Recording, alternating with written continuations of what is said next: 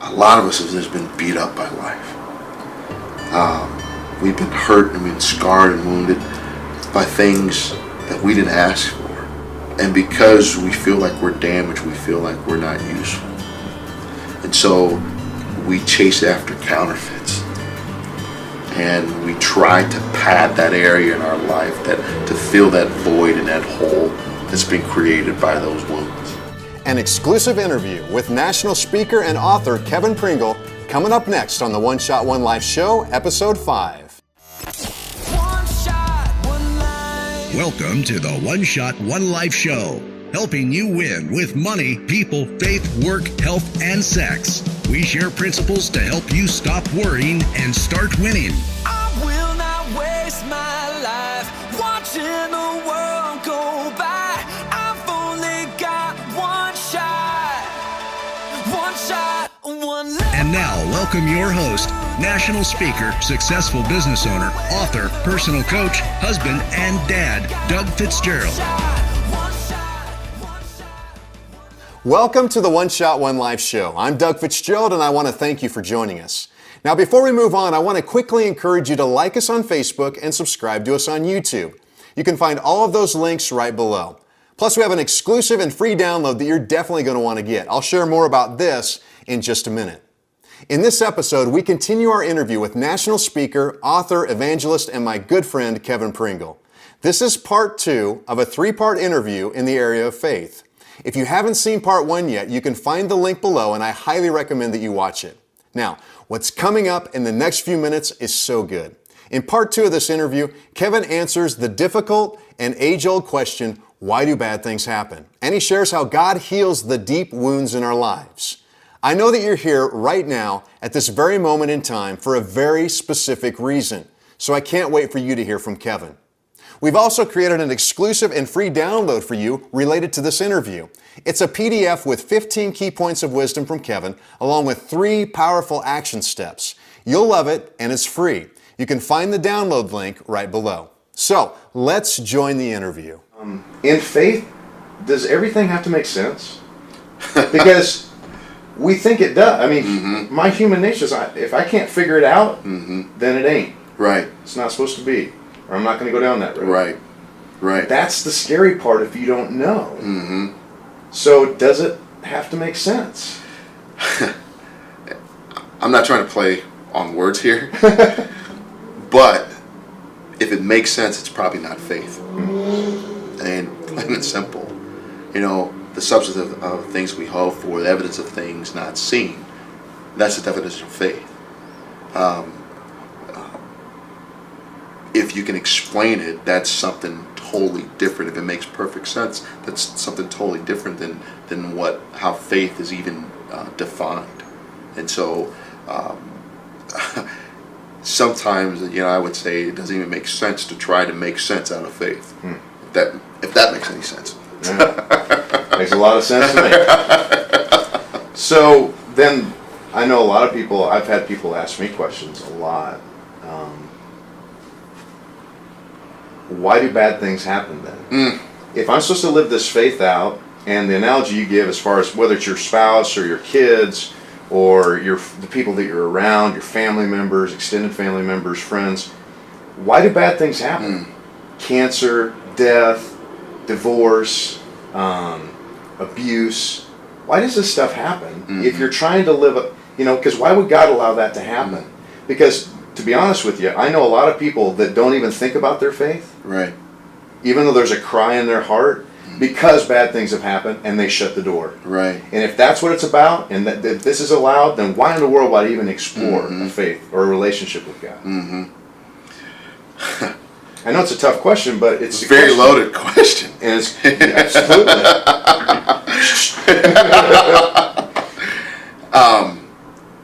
I want to give you an honest answer. The honest answer is I don't know. I don't know. But this is what I do know. If I could share, I'll make the story kind of brief. 2 separate occasions. There was a young man who came and wanted to talk to me about God and wanted to disprove God to me. And And he was using bad things as a catalyst for disproving God. And simply just said, he does not believe in God because God allows these things to happen. And I looked at him with kind of an acknowledgement. I said, and he said, do you have a response to that? I said, it's kind of interesting that you said to me that you don't believe in God because of these things, but you're blaming God for it. I said, that doesn't work. How could the one you don't believe in be blamed for the things that the bad things that have happened? Well, that doesn't make sense. And he said, I never thought of it that way. I know you haven't. How do you think of God? If there is a God, how would he respond? Well, most of us think that God is good, that God is pure, that he's love. And that's how we assume his character to be. And it's true. Kind of the same scenario. I had a young man that came into my office who was downhearted because he had gone on a mission trip. He had gone to work in an orphanage with a group of kids who were orphaned because their parents had died of AIDS. And he gotten back to the States and found out that a hurricane had hit the island in which he was serving these kids on. And several of the kids that he worked with that summer had passed away. And he looked at me and he said, why did God do that to me? And I didn't say anything at first. And he asked the question again, why did God do that to me? And I thought, that's an interesting question. I said, well, I think it's because God doesn't like you. And he looked at me and he said, how could you say something like that? You're a pastor, you're not supposed to say stuff like that. I said, well, what did you want me to say? Because obviously you think God's picking on you. He said, well, he is. I said, well, then he doesn't like you. He said, that's not true. So you don't think God has that type of character, do you? He said, no. I said, well, then maybe he doesn't like those kids. Well, that's not true either. So God likes you and he likes those kids. So what's your explanation of what happened? He said, I don't know. I said, I don't either. But I do know this. You told me those kids were orphaned because their parents died of AIDS. But you also told me they had AIDS too. They had an HIV virus. You told me that, right? He said, yes. He said, so eventually they were going to die of something. He said, yes. Which we all are. Right? He said, yes. He said, I don't know this, but just perhaps. Because I'm going off the heels of what you told me. You told me this was the most profound summer you ever had in your life. The most life-changing experience you had because of what? Because of the way those kids lived. He said, yes. He said those kids knew that their lives were going to be cut short, so they lived life to the fullest. I said, yes. We're the ones walking around in the fog because we think we have all this time. So perhaps the most merciful thing that God could have done was allow the hurricane to hit that island so those kids wouldn't have to suffer from the AIDS virus. I don't know that. But I have seen people die of AIDS, and it's horrible. I wouldn't say there's a good way to die. And I would also say there's no good time to die. But the problem is, because of the world we live in, people die. People get sick. That's what happens. And what we also discount in this whole scenario is that there's evil at work in the world as well. And oftentimes we blame God for the evil that exists that has had nothing to do with God, and it's not his fault that happens. When something evil gets perpetrated on one of God's creations, it breaks his heart as well. Just like it would break mine and break yours, it would break his.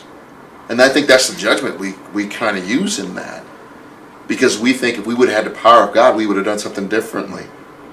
Well, I don't really believe it works that way.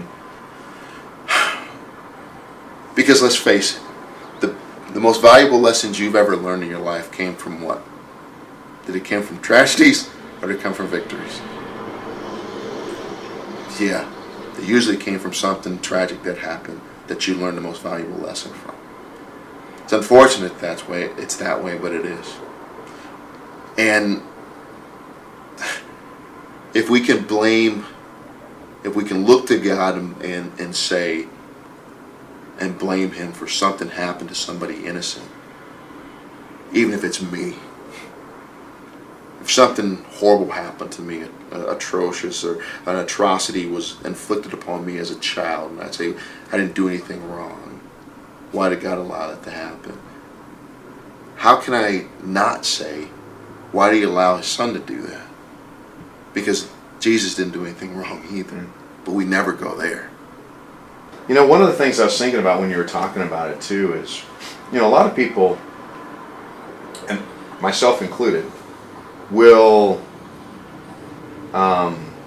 their perception of who God is and how He treats them and how He acts and how we're to act toward Him is based upon how we grew up. In other words, you know, I know some people who think of God as a sheriff, like wham, you know, policeman walking around. Anytime you do anything bad, wham, wham. Doesn't have any grace, doesn't have any mercy, doesn't laugh, doesn't hug, doesn't love, but just every time you do something bad, kaboom. And you got a God out there who doesn't care what goes on. Right. You know, everything's fine. There's no problems. Right. I love everybody. Those are the extremes. And there's everything else in between. Right. Based upon how you lived, how you've grown up, what your experiences have been, different people have different perceptions of God. So, just from Kevin's, you know, and this is uncut. You don't need to know these questions I'm asking you at all, which is fair and unfair, I guess. In some ways. I'm happy with that. Because I want it to be real. Right. If God were to be in this room today, talking to and hanging out with whoever is watching, what would He be like? Because you talk to Him every day. I do. You spend time with Him every day. He talks to you. Yeah. What is that? What does it look like?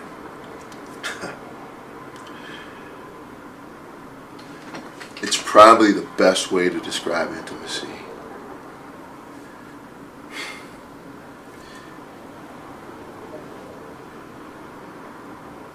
In my definition of intimacy, the best way I can describe it is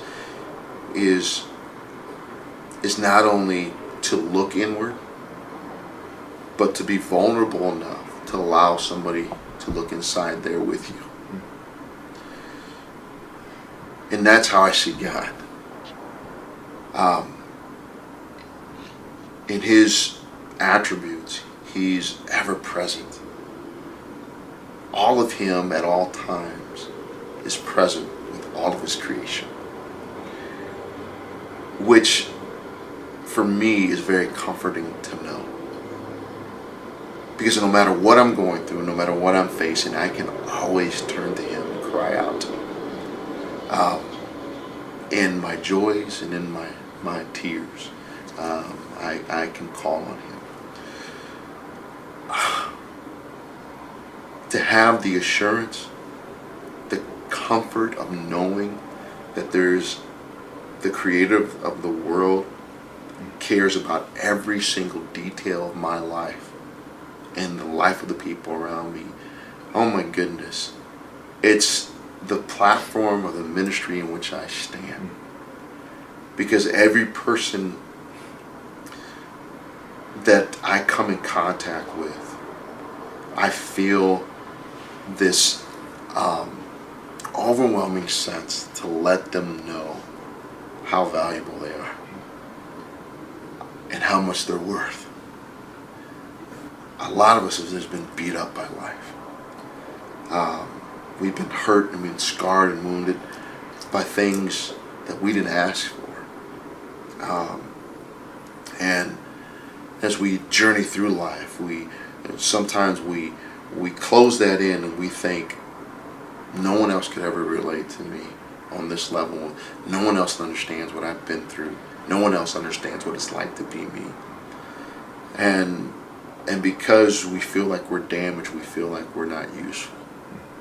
And so we chase after counterfeits. And we try to pad that area in our life, that to fill that void and that hole that's been created by those wounds. What God has done for me, because I've been there, I've lived that, and I've lived it and I live it, where I thought if I did something too wrong, God was going to zap me. But I never thought I could live right enough. But at one of the lowest points in my life, where I thought I ruined everything about me, everything about any human relationship I had, and totally separated myself from God, I still heard His voice. And that hurt and that pain, that wound that I've been carrying with me my whole life, He put His hand on and He touched it, and He told me it was going to be okay. That's what it looks like, and that's how I describe intimacy, is that He already knew it was there, and He allowed me to have the experience that I had in my life in order for me to get to the point where I was vulnerable enough to say, God, that area of my life that I keep hidden, that I keep closed off to the world and to You, I'm opening it now so You can heal it. What are some things that you do then to grow your faith? What are the disciplines in your life that you have to have for you to have a vital relationship of intimacy? I know I'm describe this in reverse than most people describe it. My colleagues in ministry describe it. For me, is first, and it's not necessarily in this order, but they go hand in hand. It's relationship, surrounding myself with other people that share the same passion and faith that I share. It's so vitally important. God is that way. He's relational, and He's created us to be relational. And so for us to separate ourselves and discount the importance and value of relationships in our lives is foolish for us to think that we can survive without them. Even in a day, especially in a day where even though we have all this technology, it seems like we've become more isolated. Absolutely. We talked about evil earlier, didn't we? And I just believe that's one of the devices that keep us separated from being connected to one another. God within Himself is relational. When He created things in His image, in His likeness. So He wanted us to be relational. Not only did He make us relational, He made us needy. He made us needy for Him and needy for one another. And so those two things are important. Jesus was asked a question by some of the law keepers of religion. He asked them, what's the most important commandment? He didn't separate these two things. He said them simultaneously. They connected with one another. He said that you're supposed to love God and you're supposed to love each other. And He said, the way He described it, when He was describing it, He said, you're to love God with all your heart, and the second is like the first. So there's really no distinction. He was equating these two things as vitally important for human survival. So in order for me to maintain and continue is to have a relationship with God, obviously, hopefully that's been obvious in how I've been describing that. But equally as important is having relationships with other people. I mean, think about this. If I can pretend to have this vital relationship with God, but my marriage is falling apart, is it really working? You know? Because I think those two things would mirror one another, wouldn't they? If I have this vital relationship with God, wouldn't it be reflective in my marriage? I think so. And I hope that's the case. I think if my wife was sitting here, she would say, yeah, this man is in love with Jesus because He's in love with me. You know? I would yes, she would. Yeah. I know she would. Yeah. And so that's one of the primary disciplines for me, is to have people in my life that are going to speak to those areas of my life where I hate being spoken to, but need to be spoken to. That's up front. The other thing is this: on my own personal life, I make sure that I'm always in communication with God, whether through prayer or through the study of His Word. And those are daily disciplines that I have. Is one of the first things I do when I get up in the morning. I don't know why, but it's usually dark when I wake up. Nothing magical about that. I don't want to. Yes. I don't want to over spiritualize that at all. But all I know is this: it's the most quiet time in my house, and so it's the most focused time that I have. So I'll wake up just greeting my Father, my Heavenly Father, and just say thank you for the day that I have and creating this and creating me to be a part of it. Do you talk to him just like that? Absolutely. I mean, because it's not a rote thing. It's not you just talk. I just talk. You cry out, you call out, you sing, you laugh, you cry. Absolutely. Okay. I get angry. Get angry? I rejoice. And that's okay? Absolutely. Okay. I think God's big enough to handle my anger. I grew up without an earthly father. And that was a void in my life. And as I read this scripture, it very distinctly described God as a father. I really had no reference point of what that meant, but I longed for it. And there were many times, and I know many people have asked this question, God, if you're real. God, if you're real, then. And I've asked those questions. God, if you're real, can I? If you're real, you'll show me, and I can talk to you I can talk to anybody else. Because if you're real, it wouldn't make a difference. And so I've practiced that. And when God speaks to me, it's not in a thee or thou or, thus saith the Lord kind of way. It's a very deep, intimate, personal way that speaks to the core of my being. And because of the relationship that I have with Him, I know it's Him. So I spend time just having conversation with Him, and which many people call praying. Prayer is two-sided. It just like any other conversation. Like the conversation we're having right now. It's not just me talking, although I'm talking a lot. It's us talking with one another. I also spend a lot of time in His Word, His written Word. How precious is that when you think about that? That God, in a sense, if you want to look at it this way, wrote down an owner's manual for us to be able to reference in our lives that talks about the love relationship that He has with us. And we can see all these other human experiences, how they relate to God. And He did that for our benefit. That's incredible. There it is, part 2 of our 3-part interview with Kevin Pringle about faith. There were so many great nuggets of wisdom that we highlighted 15 of them in a free download for you that also includes 3 powerful action steps. You can find this and get it at the link below. Now in part 3 of this interview, Kevin will share practical steps on how to start exploring an exciting and life-changing relationship with God. You won't want to miss it. And if you haven't seen part 1 yet, you can find the link to watch it below. I highly recommend that you do. And if you found this video valuable, we'd really appreciate it if you would share it with your friends and family and give us a thumbs up by clicking on the like button. And over everything else, remember this: you matter to God. There's a great proverb that says when you search for wisdom and then use common sense and discernment to apply it, then you'll be able to stop worrying and start winning. And that's our goal at One Shot, One Life. Thanks again for joining us, and we'll see you in the next episode. One shot, one life. Thank you for listening to the One Shot, One Life show. Visit ONESHOT1LIFE.com to download a free copy of our theme song. Plus, find great resources and fresh new content. While you're there, learn how to connect with Doug, participate in his online mastermind group, join his online course, bring him in to speak, and more. Go there now. One shot, one life. ONESHOT1LIFE.com.